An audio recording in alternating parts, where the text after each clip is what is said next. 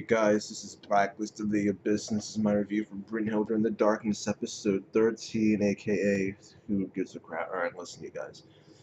This episode was just awful. It really was. This episode was so awful.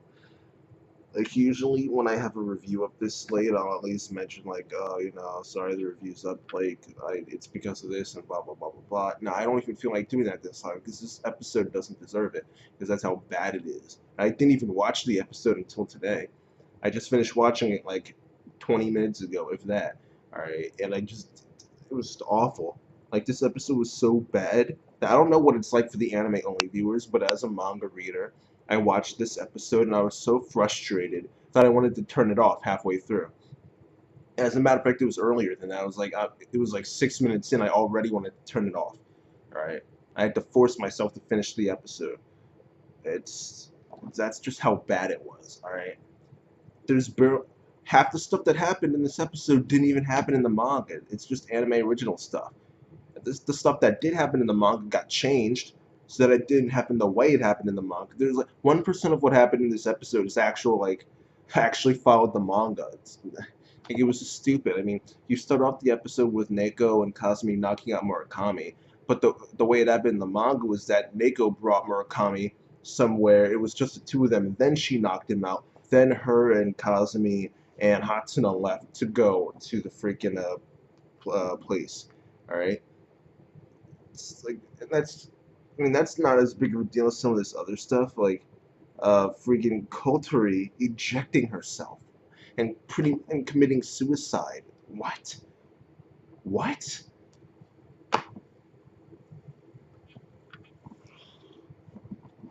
That's no, no.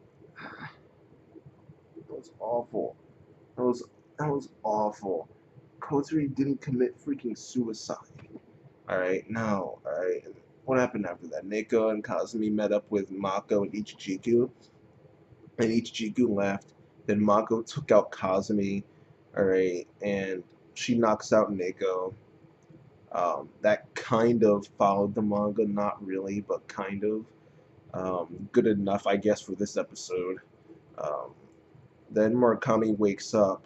He gets directions from Nanami like she's freaking Siri or something. She just kept popping up time and time again, giving him directions, telling him what to do, giving commentary. And I'm like, what is going on here?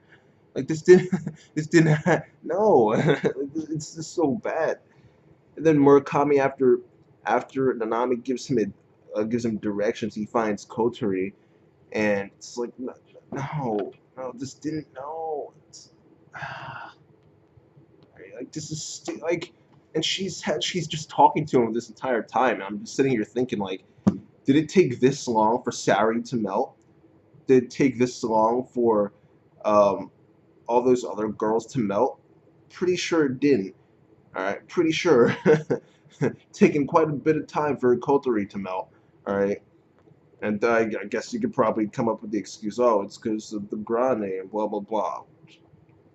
It's just a load of crap. When in reality, the reason she she took that long to melt is because she had stuff to say to Murakami, and the laws of shonen say that you must finish everything you have to say before you die, which is stupid because this isn't even shonen, it's seinen, which is I'll get into that again later because there's some stuff that happens later on that's pretty shonen, which is it's pretty annoying that that kind of thing would happen in a seinen series, but once the animation studio gets their hands on a manga, there's no telling what'll happen. All right. What else? Murakami found Kazumi too. It's that no, no, no. This didn't happen at all. Like literally not at all. Like this is even the same as like some of the other stuff that happened where it technically happened in the manga, it just didn't happen that way at all. This didn't even happen. Murakami didn't even no, no, no. All right, like no, no, like, so bad. So deep, like I should just end the review here because I just don't even want to get into the rest of it, but I have to because it's a review and I should at least talk about everything that happened. Um, but yeah, after that, Kana, she gets someone at Kogoto's place, or maybe not, maybe not. I don't even know because I don't even. Are they even at Kogoto's place in the manga? They were at Kogoto's place, all right. But in the anime, they might have changed stuff. I don't even remember where they are right now. I really don't. So maybe they're not at Kogoto's place. They're probably not. No, it looked like she was still in the observatory. Now that I'm thinking about it, yeah. So they changed that too, all right. So, whoever, maybe it was Hatsune or someone, I don't know. She had someone push the top button on her harness, okay? And then after that, we see Mako trying to save Neko and get her out so that Ichijiku doesn't find her and force her to kill her. However, Ichijiku finds her anyway. He decides, you know what, screw it, I'm going to inject her myself, alright? Um, and Murakami comes in with a drop kick and kicks Ichijiku. Then he starts telling him about some of the stuff Kotori said that revealed that she was Reina. And for some reason, Ichijiku just believes him right off the bat. I mean, why? Why? How do you know Kotori just didn't tell Murakami, oh, he thinks I'm his sister, and then Murakami just came up with this plan to lie to you? Like, why would you believe him? And then after that, they have him say that it doesn't matter what happened to Kotori because he can just do the same thing over again to revive Reina. That in the manga, that's not what happened at all. That's not. No, there were no second chances here. It was no. That was it. Done. All right. Like take. Moving on. All right. Moving on. Mako starts using magic on Murakami and Neko. Then Kana comes in out of nowhere and takes the magic in Mika's place. Don't ask me how she got there that quickly. Don't ask me. A girl who hasn't walked in years and years and years is somehow able to freaking get there like that. Nah, don't ask me. Unbelievable.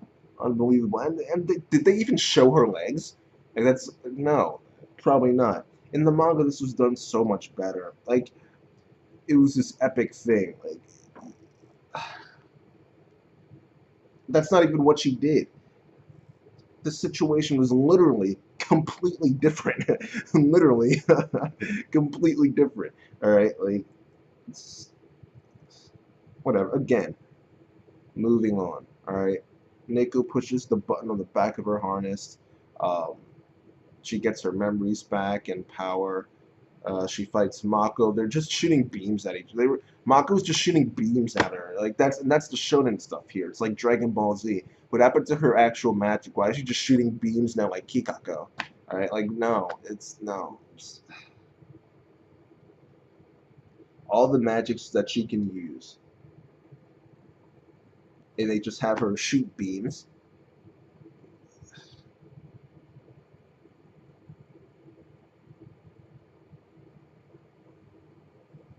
Initializer shows up. Right, again, just moving on. Initializer shows up. Her magic gets canceled out. The dudes from Hex and whatever show up and start shooting at Mako because she can't do anything because she can't use magic. But Ichichiku shields her, and somehow, with all the bullets that he was shot with, none of them went through his body and hit Mako. What? What is this? The Walking Dead? Like, come on, this this is stupid. You don't one just being shot once, it can go through your body. This dude was shot multiple times all over, and you're telling me that not a single bullet's going to go through? If only John F. Kennedy was in this anime, he would have loved it. Well, no, not never mind, never mind. I messed it up. Who cares? Who cares? All right, you get the point. All right, you get the point. Wait, it was John F. Kennedy was the one who was shot, and the bullet went through him and hit the other dude behind him. I think that's how it went. So I kind of messed that up, but who cares? Because they messed this episode of the anime ups much more than I messed that up. So who gives a crap? All right. Mako just switches gears like that. She was like crying over Ichijiku, Then all of a sudden she just gets up and flies in the air. It's like starts creating antimatter. Oh, okay, that was that was quick. So she creates antimatter. Neko creates a micro black hole. Oh yeah, Kuroneko kissed Murakami. Who cares? It's not a big deal. All right. In the manga, it was a big deal. In the manga, it was awesome. But here, it's like, who cares? Because all the other stuff sucks. So the episode automatically sucks. So it's like no matter how much good they put at the end, there was so much bad in the beginning, in the middle, and in the end that it just wasn't going to do anything for me. All right. I didn't care. Right? Like I said, I was forcing myself to finish this episode. I wanted to stop in the middle, even before the middle. I wanted to stop like 5-6 minutes in. All right. So at this point, I was just watching it just for the sake of completion. All right, and actually reviewing the whole thing, more like ranting on the whole thing. But you know, whatever. All right. But whatever. Again, whatever. Kuroneko kissed Murakami. After this, she loses her memories. And Kogoro calls Murakami saying, "You made a breakthrough in the medicine." No, you didn't. That's not what happened in the manga. You did not make it. You did not make a break. Nah, get that crap out of here. Get that crap out of here. The wait, never. Not. No. You know what? Never mind. Never mind. I'm not even going to tell you. I'm not even going to tell you because if you guys enjoyed the first 10 or 11 episodes of this anime, even in the slightest, if you enjoyed the story at all, go read the manga. Okay.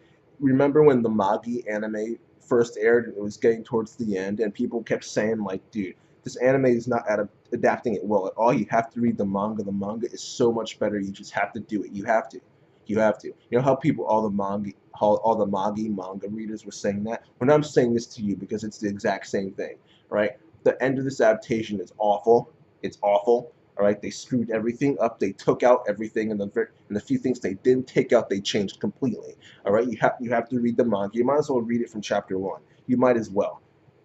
Why not? All right, you might as well. It's 104 chapters of scanlated right now. If you really want to, you can just like slowly jump like 5 chapters ahead each time until you get to Nanami. Like if you really don't want to go through some of the stuff over again, but after Nanami, that's where you have to start reading because there's an entire arc there that they skipped, an entire arc filled with development for Kazumi and Murakami that they just skipped.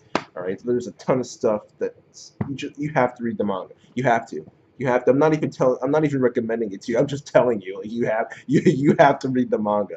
All right, because this is just awful. This episode was awful. It sucked actually. I'm giving the episode a 2 out of 10. It deserves worse, but I'm about to watch Hunter x Hunter, so I'm trying to improve my mood a little bit. So I'll give the episode a 2 out of 10, and then that's that, you guys. Overall, I would have given the anime like an 8 or a 9 out of 10.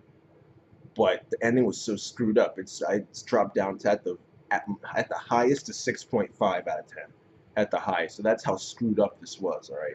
So if they had done it the right way, 8 or 9, but